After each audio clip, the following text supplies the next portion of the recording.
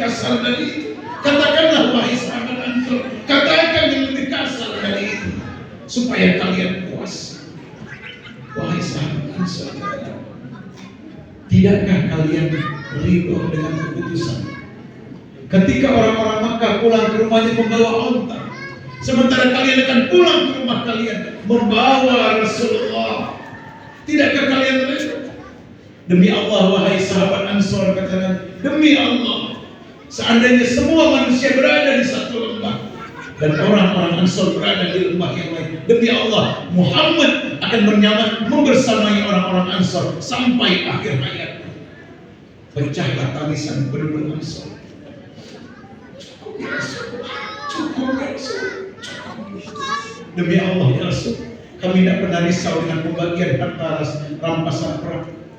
Kami tidak peduli, kami tidak dapat onta. Sungguh yang kami khawatirkan ya Rasul, kau akan kembali ke Makkah, tidak pulang lagi ke Madinah. Kau akan habiskan cintamu buat penduduk Makkah, sementara kami orang Madinah tidak kau cintai lagi. Ini yang kami khawatirkan. Sungguh kami sudah mendengar jawaban. Kau akan membersamai orang-orang Ansor sampai akhir hayat. Cukup ya Rasul, kami puas mendengar.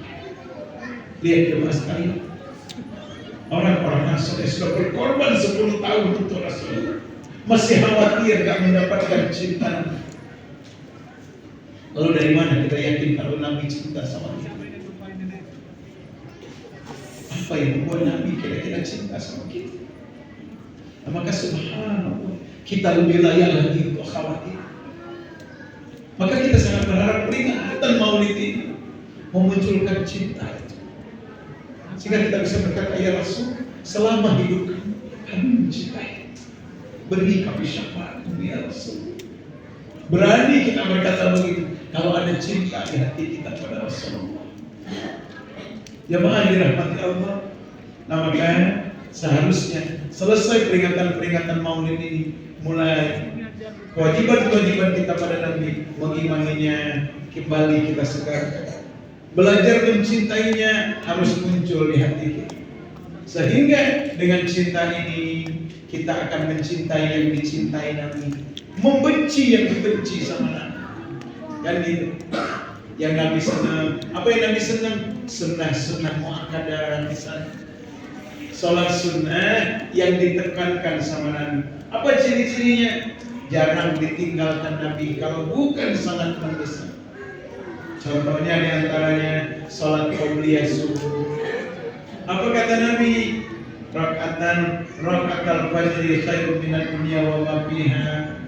2 rakaat sebelum subuh kata Nabi lebih baik daripada dunia dan seisinya.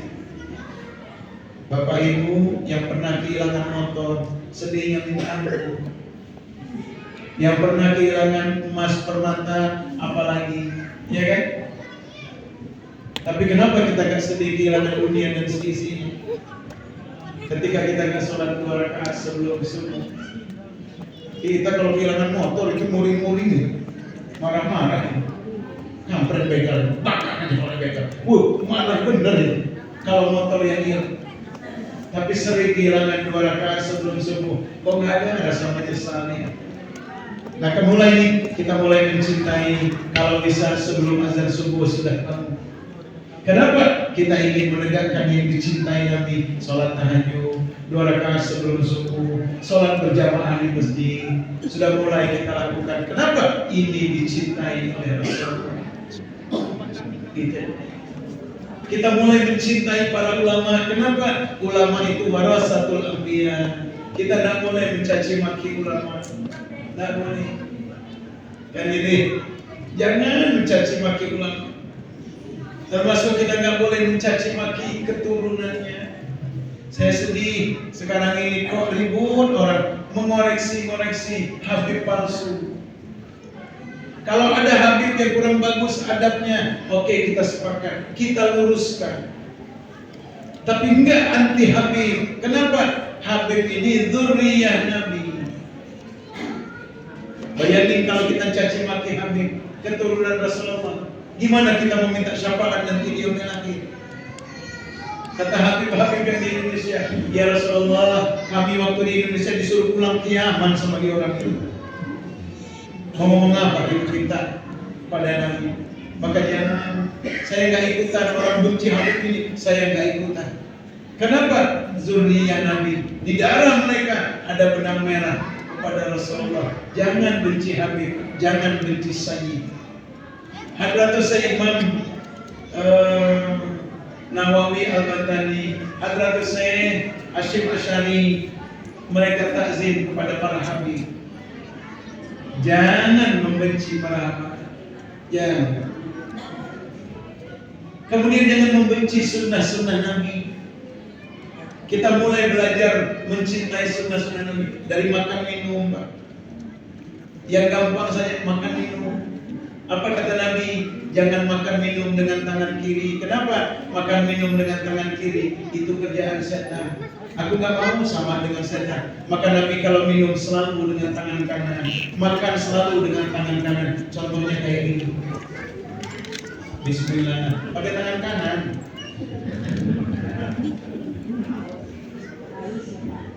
Gitu, nyontohin. Maka kalau bisa pakai tangan, pakai tangan. Saya makan di begadang dengan Pak Haji, pakai tangan Pak. Bodoh amat kalau di rumah makan. Kenapa? Sunnah. Kecuali kalau kondangan. Kalau kondangan kita kan prasmanan, nggak enak sama panitia minta kobokan. Kalau kobokan dulu, jangan. Tapi kalau bisa kita pakai tangan, utama pakai tangan. Apa kata Nabi? Di tangan itu ada zat pembasmi. Maka Rasulullah menginformasikan, selesai makan jangan langsung cuci tangan, kata Nabi. Jilatin dulu, lamotin jari-jari kita. Kenapa kita lamotin? Ada zat pembasmi. Sehingga makanan yang kita makan lembut dalam lambung, mudah diolah untuk diambil gizinya. Sunnah sesuai dengan ilmu kesehatan. Maka Bapak Ibu kita pesankan juga sama anak-anak gadis kita, jangan mau dipegang-pegang sama teman cowoknya. Kenapa? Di tangan ada zat pembasmi. Basi nanti dia pegang-pegang orang. Jangan. Yang bisa kita praktekin. Tidur Nabi kayak mana? Nabi berwudu, selesai berwudu sholat 2 rakaat, sholat taubat. Selesai sholat 2 rakaat, baca Quran kurang lebih 50 sampai 100 ayat. Baca surat Tabarok. Udah itu apa? Nabi kebutkan kain ke tempat tidurnya. Bismillahirrahmanirrahim.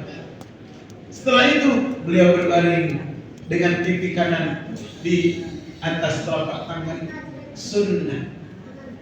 Kalau yang sudah punya istri, disunnahkan tidur satu selimut berdua. Selimutan berdua. Maka selimutan berdua dapat pahala sunnah. Ustaz, boleh nggak satu sarung berdua? Boleh. Sunnah. Iya. Masuk sarung yang itu. Nah kita sekarang jarang yang sunnah tidur ini banyak. Kenapa? Si bapak pegang HP ngadep ke tembok, si ibu pegang HP ngadep ke tembok. Bapak sibuk pegang HP nonton dracin, ibu sibuk nonton drakor. Nggak dapat pahala sunnah. Kan gitu ya? Tidurnya tidur sunnah, masuk kamar kecil sunnah. Sebelum masuk kamar kecil berdiri dulu sebentar, baca doa, Allahumma inni a'udzubika minal khubuthi wal khaba'is. Ya Allah, sungguhnya aku berlindung kepadamu dari setan laki-laki dan setan perempuan. Kenapa kita baca doa itu? Waktu iblis diusir dari surga, wahai Allah, kata iblis, kasih kami tempat tinggal di dunia, kasih rumah di dunia, tempat tinggal kalian jamban, toilet. Maka kamar kecil kita itu tempat tinggalnya setan. Setan ada yang laki, ada yang perempuan, berarti mereka beranak pinak. Kalau kita baca doa, setan ditutup matanya sama Allah. Maka aktivitas kita di kamar kecil nggak dilihat sama setan. Tapi kalau nggak baca doa, dilihat. Ibu-ibu masuk kamar mandi, nggak sempat baca doa, dilihat sama setan. Nggak yakin saya kalau setan nggak punya Android. Like bro, nih ibu kalau sudah berumur masih lumayan. Itulah pentingnya doa. Iblisnya sambil duduk. Supaya apa? Supaya kantung kemih terdorong oleh tulang panggul, sehingga semua kotoran di kantung kemih insya Allah terdorong keluar. Gak ada batu kantung kemih. Inilah kelebihan sunnah gitu. Maka sunnah, kalau sunnah pakai celak laki-laki bagus Pak. Batu celak yang dari Mekah itu ambil pakai celak sunnah. Yang jenggotnya bagus, pelihara jenggot, panjangin sunnah. Saya kenapa nggak panjangin jenggot? Jenggotnya dikit. Jenggot Pancasila cuma 5 keping.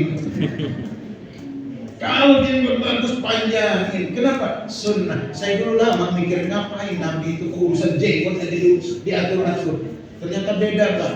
Orang melihara jenggot sama orang melihara kumis, mohon maaf. Orang kalau marah sambil ngurus jenggot masih bagus.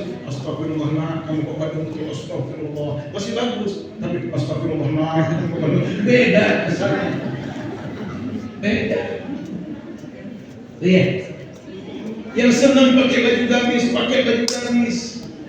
Saya bujang dulu senang pakai gamis. Kenapa? Untuk menjaga diri. Minimal nggak pecicilan kalau pakai gamis Pak. Malu pakai gamis pecicilan. Ya kan? Mau nongkrong-nongkrong, malu kalau pakai gamis. Kalau Ustaz sekarang selama kenapa pakai gamis? Istri saya nggak setuju saya pakai gamis ini. Gak lama udah duduk pendek pakai gamis kenapa dulu nggak. Ya sudah kita menghargai istri. Padahal saya senang pakai gamis itu Pak. Kalau naik motor sipir, iya toh, enak pakai gamis itu praktis. Sujud-sujud gak enak. Mohon maaf ada sunnah yang sering nggak sadar kita kadang membenci sunnah. Apa? Nikah. Mohon maaf ada bapak-bapak pensiun umur 60 tahun. Gaji pensiun lumayan. Baru setahun pensiun istrinya nikah, jadi duda. Baru setahun istrinya meninggal, kawin lagi. Ribut tetangganya. Nggak nyangka, udah tahu tanya masih doain. Yang ribut siapa? Tetangganya. Padahal hadisnya kan jelas banget nih. An-nikahu sunnati, faman raghiba an sunnati falaysa minni. Nikah itu sunnahku kata Nabi. Siapa yang benci sama sunnahku bukan golonganku. Oh hati-hati jangan ngomong ada dari benci sama sunnah Nabi. Ya, Utsman bin Affan sahabat Rasulullah, menantu Nabi, ketika dia jadi khalifah di usia 80 tahun dia nikah dengan seorang gadis usia 18 tahun. Nailah namanya. Ribut nggak orang Mekah? Utsman umur 80 kawin sama orang 18 tahun. Ada nggak yang ngomongin? Nggak. Kenapa? Nikah itu ibadah. Ibadah yang paling enak itu nikah Pak. Ibadah yang paling enak itu nikah. Pahalanya banyak. Ngelihat perempuan yang bukan muhrim kita dengan syahwat dosa. Saya ngeliatin ibu-ibu motor, saya ngeliatin dosa. Tapi kalau melihat istri, pahala. Nah istri yang dimasak kita lihatin, dia nyampel kita lihatin, kita batin ya Allah jidat istri saya dicenong bener, kayak kedohan kayak. Pahala. Ngobrol sama istri, pahala. Main ke laut sama istri, duduk di pinggir pantai berdua, pahala. Kalau duduk sama istri orang dosa, sama istri sendiri pahala.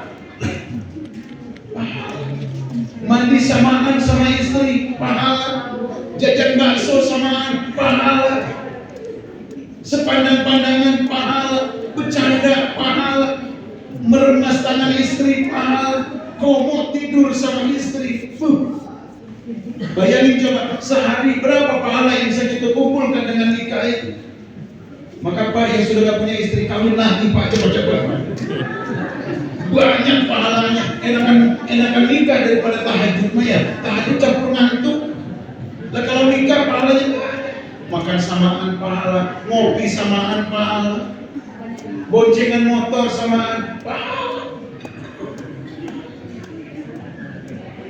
Maka kita melihat orang nikah jangan sebel. Saya ada 2 orang kaya, istrinya meninggal. Udah setahun istrinya meninggal, pengen nikah lagi. Oh, anaknya datang ke rumah, Ustaz tolong marahin bapak kami dulu. Kenapa? Bikin malu lagi, mau kawin lagi. Udah tua mau kawin, tolonglah. Orang tua saya itu kan kagum sama Ustaz. Kali adik Ustaz yang ngomongin, dia bisa mengurungkan tekadnya. Saya bilang, kenapa mesti dimarahi?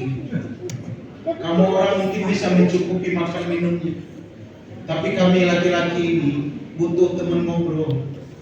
Nah, sambil ngopi, sambil ngobrol sama istri, enak tuh. Saya kalau ngopi sendiri, itu angkat kering, selesai. Tapi kalau sambil ngomong, sambil ngobrol sama istri, kadang dibikinin pisang goreng, ngobrol asik itu Pak. Mohon maaf saya bilang, kita ini, kami laki-laki ini, bikin kopi itu bisa, tapi enaklah yang dibikin istri. Kalau istri kita meninggal Pak, pulang kita dari ngobrol sama teman ke rumah jam 11 malam, nggak bisa tidur, kita towel istri kita, Mah, kalau bikinin kopi dong, nggak bisa tidur, daripada nggak bisa kopi aja sekalian. Berani kita nyuruh istri, walaupun jam 11 malam. Tapi kalau anak perempuan Pak, dia udah masuk ke kamar dengan suami, kita pengen ngopi, berani nggak kita nyuruh dia? Nah, bikinin kopi dong, berani nggak? Kalau kita sakit, mohon maaf, sakitnya di bagian terlarang. Kalau sama istri berani kita, Mah, tolong lihat dulu ini ada apa nih? Berani nggak kita kasih tahu? Berani. Sama anak, walaupun anak berbakti, berani nggak? Nah, kok nginjil nah, kalau lihat dulu, berani nggak? Maka ini manfaatnya Pak kita nikah itu bukan hanya semata-mata seksual. Tidak. Maka jangan benci sama sunnah Nabi. Mulai kita belajar mencintai sunnah. Jangan lagi komentar kalau ada orang nikah sudah berumur. Biarlah. Nah orang daerah tadi disuruh marahin bapaknya, saya tidak mau. Karena anaknya namanya datang ke rumah, aja saya datengin suruh bapak. Assalamualaikum, Mas Ustaz, masuk ngopi ya kan? Boleh, silakan. Sambil ngopi saya nanya, gimana sih bilang anak-anak pada datang ke rumah tuh? Katanya bapak nikah lagi, ya Ustaz.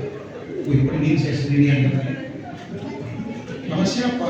Ada Ustaz. Memang masih agak muda, tapi dia mau sama saya Ustaz. Mau benar sih? Iya. Lanjut, lanjut. Kok ada yang mau? Wah, dimusuhin saya sama anak-anaknya. Ustaz ini sama ini, kata dia sama bapak kami. Ganjen Ustaz. Dimusuhin saya sama anak-anaknya. Sekian tahun kemudian 7 tahun saya diundang ngisi 7 hari sebab ceramahlah saya 7 hari. Selesai ceramah katanya paling Pak Ustaz jangan pulang dulu biar jemaah pulang. Ustaz jangan pulang, kita ngopi dulu baik. Ngobrol sambil ngopi. Apa kata anaknya? Ustaz, saya pertama mengucapkan terima kasih Ustaz sudah berkenan di ceramah 7 hari di rumah orang tua kami ketika kami meninggal. Ketika orang tua kami meninggal. Yang kedua kami mengucapkan terima kasih Ustaz dukung bapak kami di kanal dulu. Kenapa kami terima kasih Ustaz? Untung bapak kami nikah lagi. 2 tahun dia stroke Ustaz. 2 tahun dia BAB, DAK di tempat tidur. Yang nyebokin mak diri kami. Kalau nyuruh kami anak-anak dikualat semua kami. Enggak sanggup kami. Tapi ibu tiri kami ini Ustaz, walaupun ibu tiri ya Allah, kami terima kasih benar sama Tuhan. Dia yang nyebokin, dia yang mandiin, dia yang minumin obat. Ya Allah besar betul ininya. Baktinya ibu tiri kami. Walaupun dia ibu tiri kayak ibu kandung kami sekarang. Kata anak-anak. Maka kami mengucapkan terima kasih Ustaz mendukung bapak kami kawin lagi. Padahal berapa tahun saya dimusuhin sama anak-anaknya. Dalam hati saya dulu ketemu saya kayak ngomong dalam hati saya. Maka jangan benci sama orang nikah lagi. Jangan benci. Sunnah Nabi. Sunnah Nabi. Dan yang terakhir, apa kewajiban kita pada Nabi? Kewajiban kita pada Nabi menolong risalah. Maka kalau agama kita diejek, Pak, jangan diem. Kata Buya Hamka, kalau agama diejek kalian diam, ganti pakaian kalian dengan kain kafan. Kenapa? Sudah mati kita itu kalau nggak ada pembelaan sama agama. Saya dulu masih bujang buka bimbel. Murid saya kalau nggak Cina Arab, ada Cina-Cina teluk itu.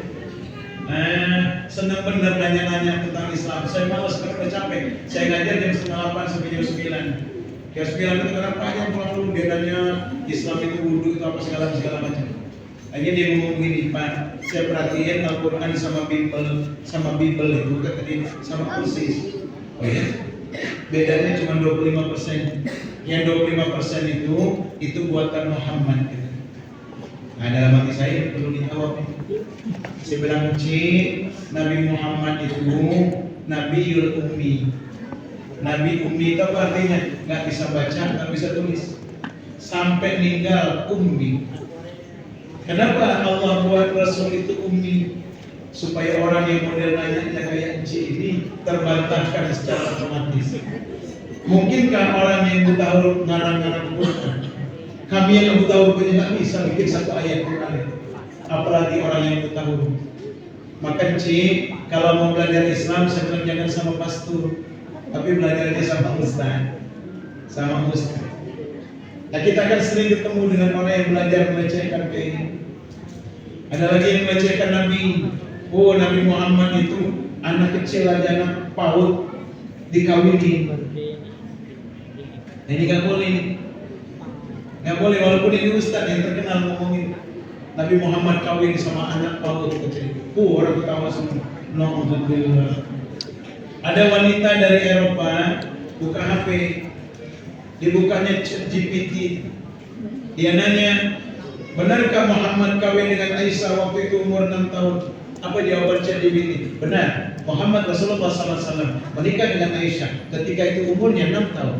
Tetapi, nah ini menarik, ChatGPT ini jawab, tetapi di zaman itu bukanlah sebuah aib, karena banyak orang menikah dengan anak-anak. Bahkan kata ChatGPT, ada 2 kaisar Romawi menikah dengan bayi yang baru lahir beberapa hari.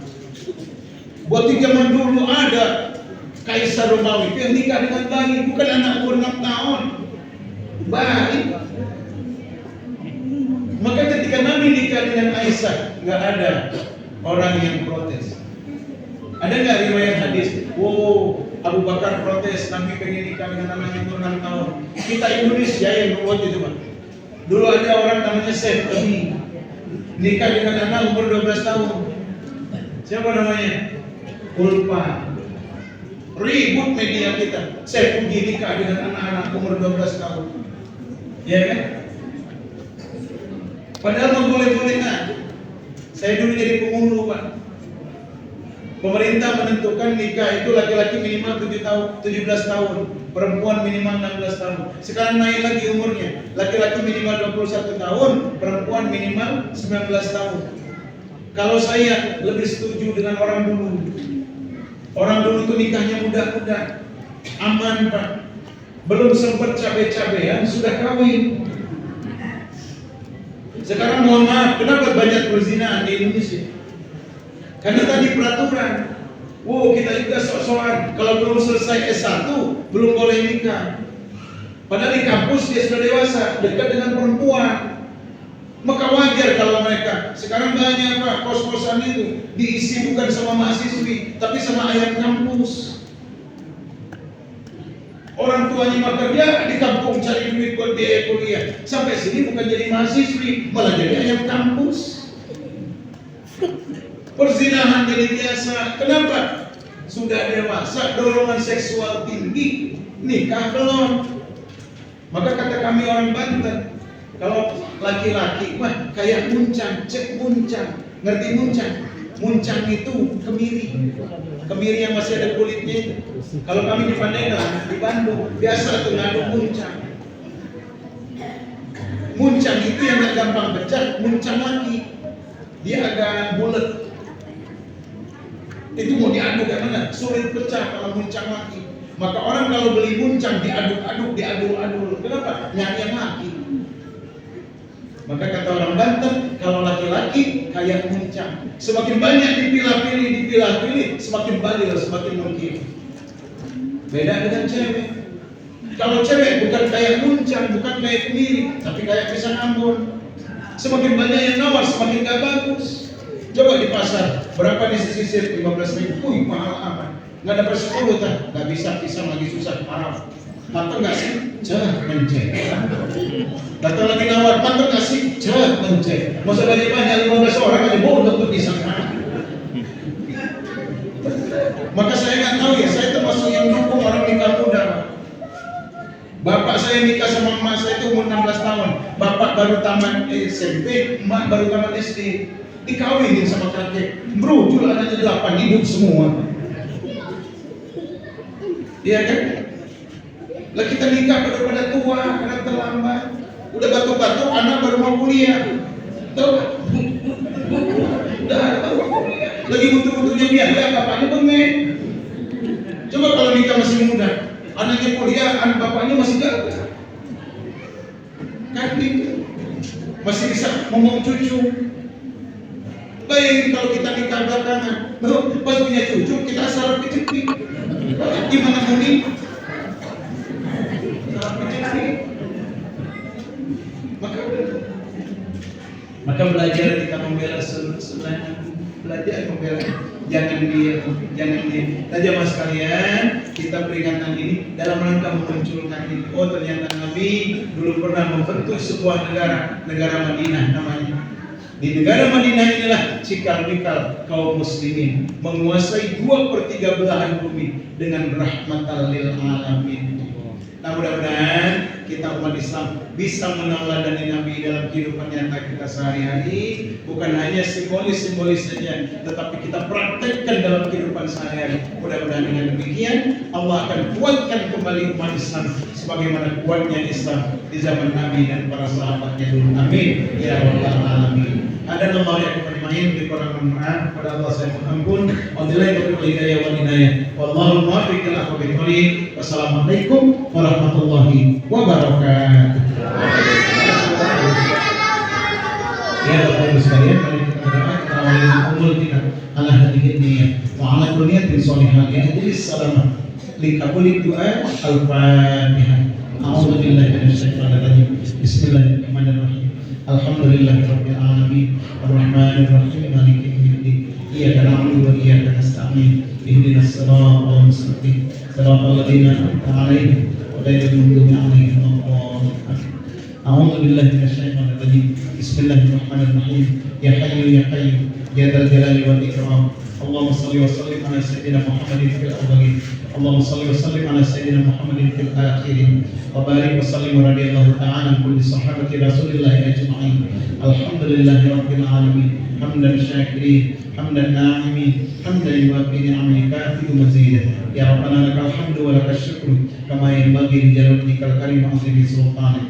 Allahumma shalli wa sallim ala sayyidina Muhammadin salatan tunjina biha fi jami'il ahwali wal afat wa taqdi lana biha jami'al hajat wa tutahhiruna biha min jami'is sayyi'at wa tarfa'una biha ya Allah innaka a'la darajat wa tuballighuna biha aqsal min jami'il khairat fil hayat wa ba'da al-mamat innaka 'ala kulli syai'in qadir.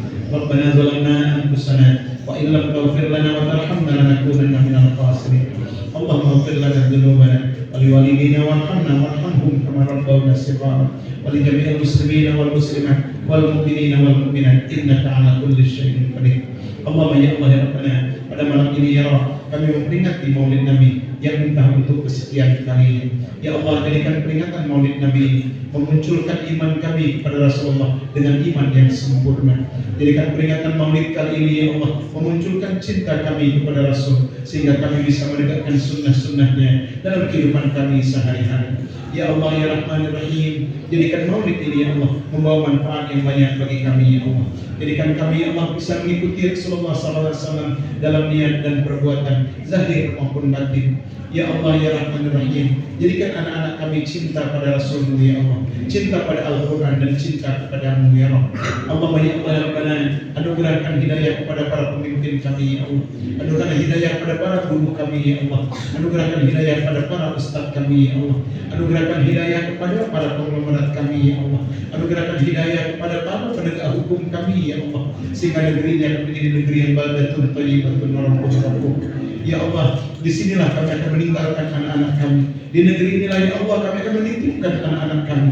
Jadikan negeri ini negeri yang aman dan sentosa ya Allah, dalam keadaan iman kepada-Mu ya Allah. Ya Allah ya Rahman ya Rahim, kabulkan doa dan permohonan kami. Rabbana taqabbal du'ana innaka antas sami'ul 'alim wa tub maulana ya Allah innaka antat tawwabur rahim. Rabbana atina fid dunya hasanah wa fil akhirati hasanah wa qina adzabannar. Subhana rabbika rabbil izzati amma yasifun wa salamun 'alal mursalin walhamdulillahi rabbil alamin. Sekali lagi, assalamualaikum warahmatullahi wabarakatuh. Waalaikumsalam.